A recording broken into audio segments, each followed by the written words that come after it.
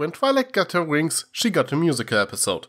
So did the Cutie Mark Crusaders when they got their Cutie Marks. But when Spike gets his wings, he gets an episode in which half of the dialogue consists of people shouting.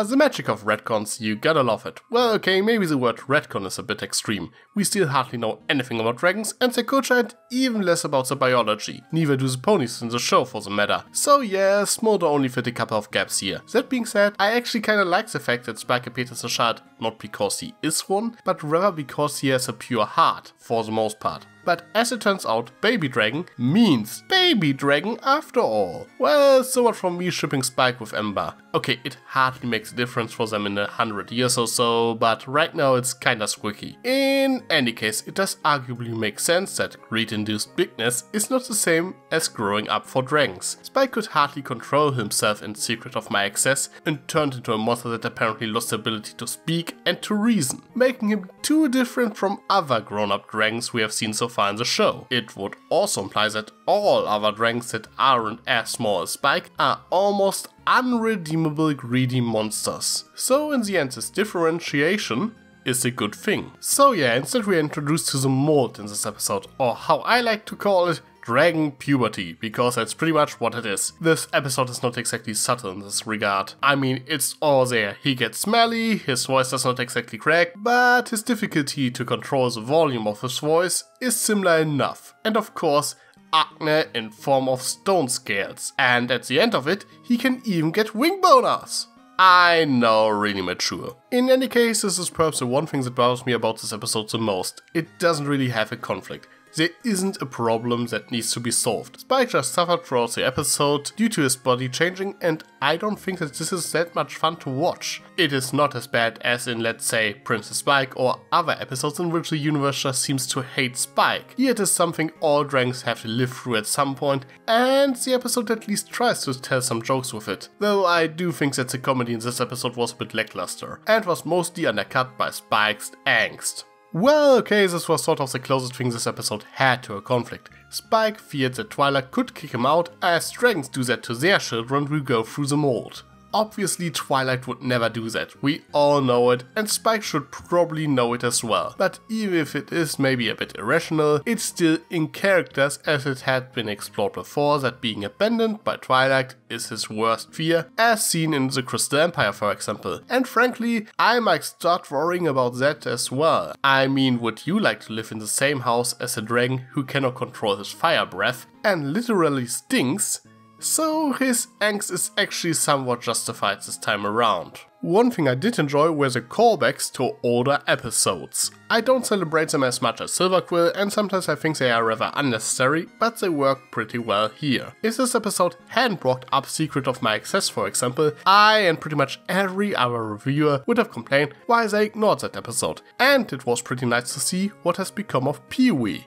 Frankly, I still think that they wasted some potential by writing that Phoenix out of the show immediately. Back when Spike got his egg, it seemed like they had some plans for Spike and Pee-wee. But the next thing we heard about him was that Spike returned him to his parents, which was admittedly the right thing to do because he pretty much kidnapped him, but let's not think too hard about that. The dialogue in the opening scene also sets up the themes for this episode quite nicely. Spike comments on how he had to let Pee-wee go, and Rarity suggests that Pee-wee may be moved out when they can't find him with his parents, as Aaron has to leave the nest eventually. This is obviously supposed to mirror Spike and Twilight's relationship, only that it doesn't really apply for this episode. Twilight simply wouldn't let Spike go away, and Spike doesn't want to, he just thinks that he will be forced out. No, it still relates to Spike's situation as he fears that it is his turn to leave the nest, but in the end it sets up more an episode about letting something go, and we already had that in Celestial Advice. Now, that being said, for older teenagers this might be a reasonable fear and a relatable conflict.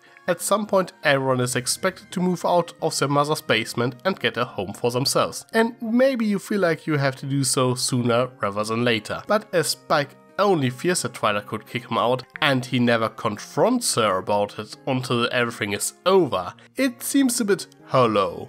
Another thing I liked about this episode was the use of Smolder. Frankly, I think that the Young Six are rather underutilized so far. During the first 10 episodes of Season 8, they only made 2 significant appearances, in the season opener and non-compete clause, and the latter was more about RD and AJ, and so far they were mostly portrayed as a group and less as individuals. This is the first time one of them, that being Smolder, is allowed to interact with one of the main cast on her own. Sure, she mostly functions as a convenient exposition dump for Spike, but hey, that's why her inclusion is pretty great. The whole no one knows anything about Dragon's Dick got old, so it is refreshing that Spike finally has someone to talk about this, even if she wasn't directly helpful. She might even seem a little bit like a jerk here, but she obviously had no ill intentions. For her, this mold thing is something completely natural, and she doesn't question it. Actually, I think her compliments were rather genuine. It's a sign of Spike getting older, and she only teases him a bit in jest. And frankly, I like her attitude, and I would like to see more of her.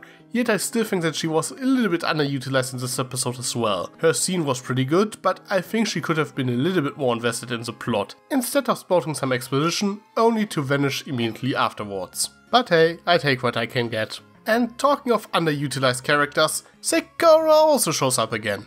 I'm always happy to see her again. Now, like usual, she's mostly there to hand out some magic potions. However, this time around she even gets to play the role of the damsel in distress alongside Rarity. Progress, I guess? I still think that we need an episode in which she not only shows up, but actually one that is about her. That being said, she is as enjoyable as usual. Rarity on the other she was okay. Frankly, I've never been a big fan of Spike's crush on her. It won't work out anyway, and it sometimes seems like Rarity is just manipulating Spike to do her bidding. That's a little bit the case in this episode as well, as Spike's triumph is somewhat undercut by the fact that the episode ends with him being annoyed that he has to use his new wings to wear Rarity's dresses. Imagine Magical Mystery Cure to end like this. Wouldn't that be odd? Instead of ending the episode on a high note with Spike being happy with his new wings, he is the butt of a joke. Yeah, that's what people mean when they say that Spike gets no respect.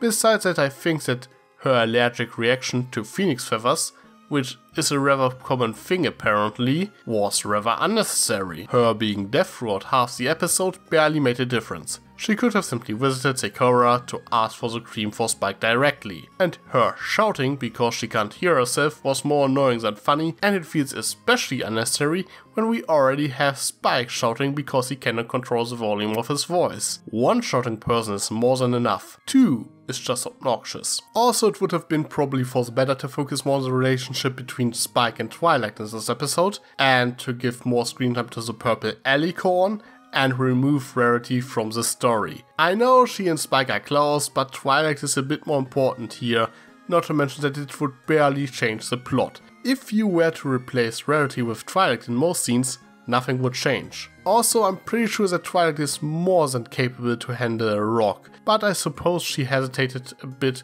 to go all out because it carried Sakura and Rarity. Also, while we are at it, a rock is not just a random monster.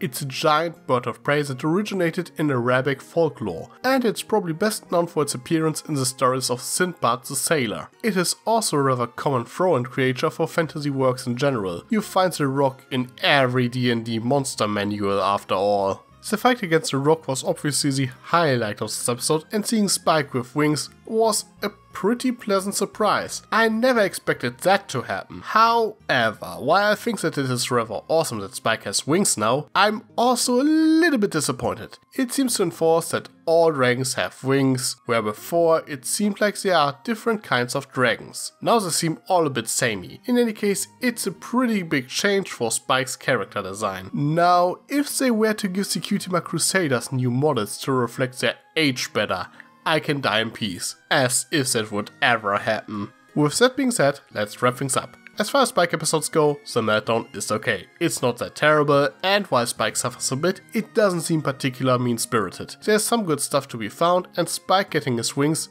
was pretty amazing. But I still think that Spike could have been treated better, especially as the ending somewhat undermines his triumph. Can't we just get an episode like this with Spike being victorious instead of making fun of him at the end? Not to mention that the comedy in general wasn't that funny, at least I think so. But we got some rather nice callbacks to prior episodes that weren't forced, and that's always nice. But what about you? Did you like this episode? Anything that bothered you? What do you think of Spike's wings? Let me know in the comments below. I am Tricky Fox. Stay foxy. Sly as a fox, you got me under your spell. But you know I'll never tell that I know you know so well.